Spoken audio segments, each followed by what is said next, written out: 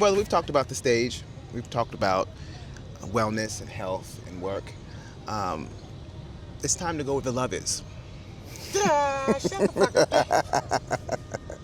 When you think about love, I'm gonna run home. I hate you. Gonna see what the end gonna be. When you think about love, brother, love now, not as fantasy, but as practice, what do you believe? Not as fantasy as practice. That you have to also practice the fantasy of love. There is a fantasy of love that people think is just a fantasy, so they don't nurture it and they don't nourish it, where it needs to be, in the sense that no, we need that fantasy. We need that, because when that fantasy is gone, it's gone. And a part of working on love, a part of working on anything, is keeping the excitement and the whimsical nature of it, and I think that is what makes you feel safe. And too often we think like, oh well, that fantasy is gone and now here's real life. Real life ain't got to suck. You know what I mean? Like, it needs to be. You remember the conversation with Nikki Giovanni and Baldwin when she says, "No, lie to me." No, lie to me. Yeah. I don't think that people really understand what she's saying. She's not saying lie to me. She's just saying, don't dump all the shit of the world. Don't take all of the shit that the world dumps on you. Out on me. And then bring it home. And I'm your real space. I'm supposed to be your safe space, but I'm not supposed to be the space that you are, that everything that everyone has put on you, I'm not there to understand it. I'm there to experience it from you. All too often we get caught up in the idea that, and I'm not speaking, to be clear, I'm not speaking from like, I've had these experiences, of course, but I'm not speaking from a current experience. I'm not speaking about that. I'm speaking about the idea of how to nurture love, of how to, in any situation, and I don't care if we're talking about an intimate relationship or a family relationship or a friendship or love for oneself. There are certain things that you can't just tell yourself all of the negative things that are happening in your life. You gotta hype yourself up. You gotta get your ass in front of the mirror like Issa's ass in Insecure and like tell yourself how dope you are. That is okay. But people would have you believe that that's not normal. They would have you believe that love that you should have for yourself is, you should either just wake up with it, or if you have it, or if you have it, you should be humble about it. You should shut up about it. You should not talk about it. And I don't know. I think that's just a really dangerous place to be. We've got to hype each other up, and we have to. So that's why I know I went on a big tangent about when you said fantasy, or I think that fantasy and love go hand in hand. I don't know if that answered the question. No, that's the answer. How has your understanding of partnerships changed as you've grown? What kind of partnerships? I would say intimate partnerships.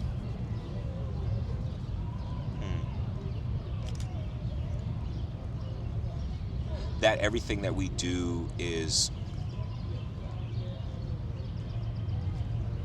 a choice. And I think that once you realize, meaning everything that we do to nurture something is a choice. And once we stop choosing to do the work, it can backfire. What qualities make someone capable of loving you well? Honesty.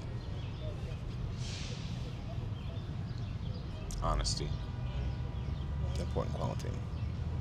It's like, it is probably number 1, 2, 3, 4, and 5 of what I need. I would think that it would be that for most people. What is the difference between chemistry and compatibility? Oof. Ugh. From your experience. I think that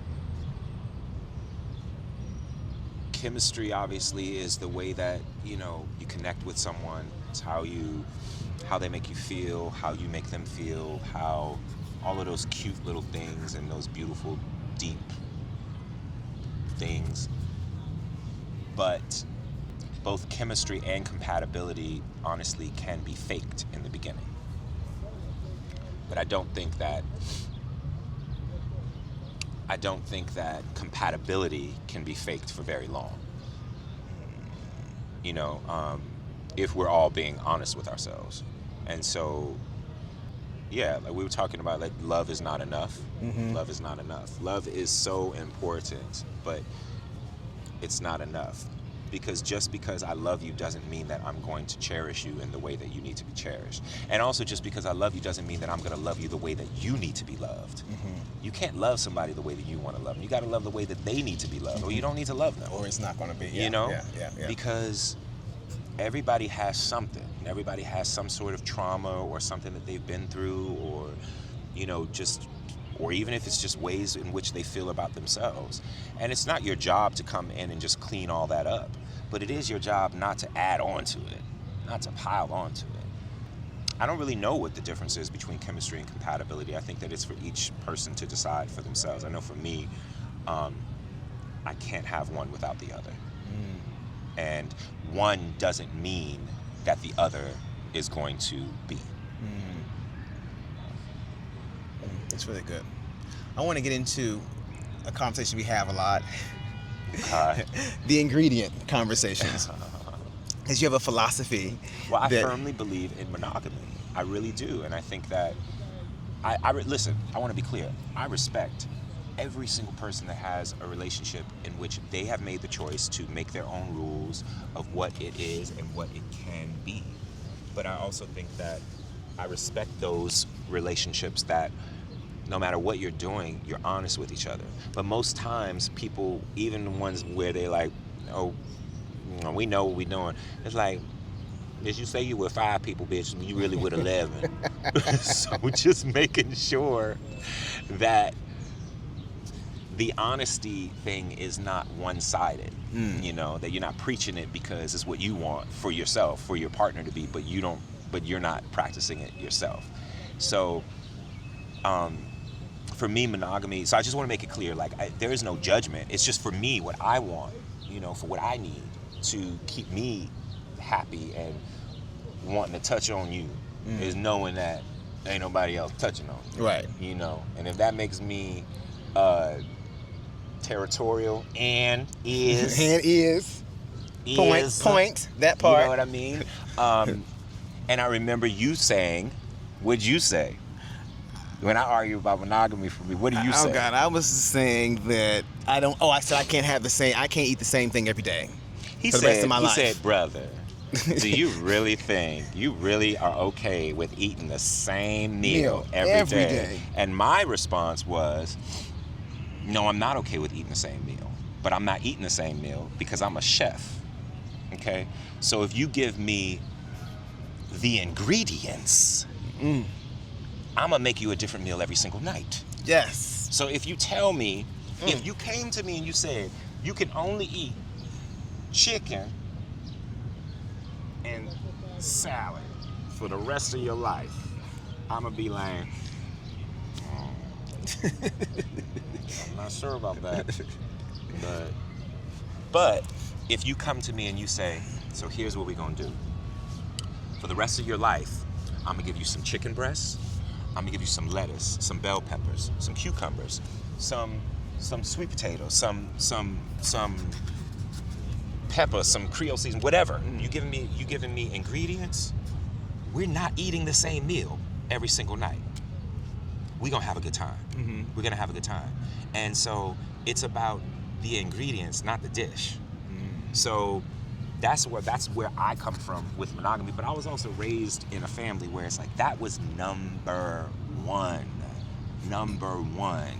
My parents divorced, and I will go to my grave knowing my parents never stepped out on each other. I know that factually. My parents never stepped out on each other in almost 30 years. So when people are like, oh, it's not possible, monogamy is not possible, I know that it's possible. There are people out there that practice it because there are people out there that practice it. Mm-hmm. Now don't fuck with me. Don't fuck with me because once the glass is broken.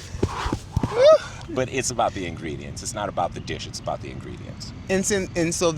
So what are the ingredients for you for lasting, loving relationships in your mind? Big old and I'm not Well, you gotta have body. That's no, edited. we're not editing that. That's edited. You gotta have body. That's edited. That's important. That's edited. No, you need body. That's edited. He has to have body parts. What do you Edited. mean? No. That's edited. No. That is edited. I will sue you, Oprah. You need body.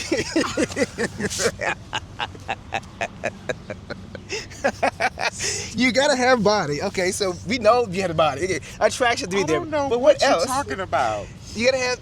For me, you're gonna have to have some cheeks, because I mean, it ain't gonna work if there's no cheeks involved. That's an ingredient. You said protein, chicken breast. You didn't say bell peppers and lettuce. You're embarrassing me. Dave, you're embarrassing me. Come on. Okay, now. what ingredients, brother? What ingredients? Oh my God! Please edit that.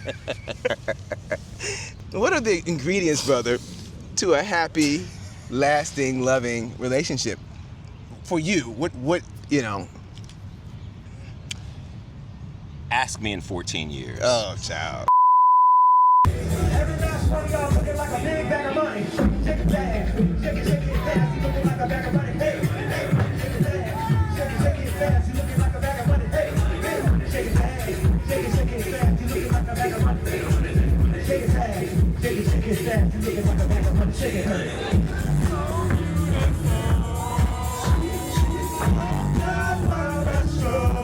Everybody one more time. Everybody,